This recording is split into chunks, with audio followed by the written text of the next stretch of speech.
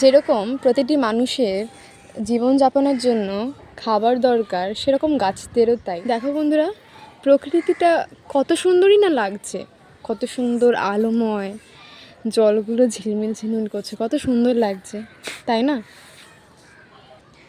সেরকমই এই গাছটারই গল্প। তোমরা নিশ্চয় আগের ভিডিওটাতে দেখেছিলে যে এই গাছটা ঠিক খুব একটা বাড়ন্ত ছিল না।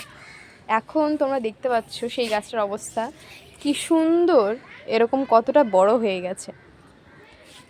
দেখো কত সুন্দর নতুন নতুন পাতা গজিয়েছে, তাই না? তাহলে এর পিছনে একটা গল্প আছে। গল্পটা হচ্ছে, এই গাছটাকে আমরা গোবর সার দিয়েছিলাম, ঠিক আছে? এই দেখতে পাচ্ছ তোমরা, এই দেখো, এই যে গোবর, ঠিক আছে?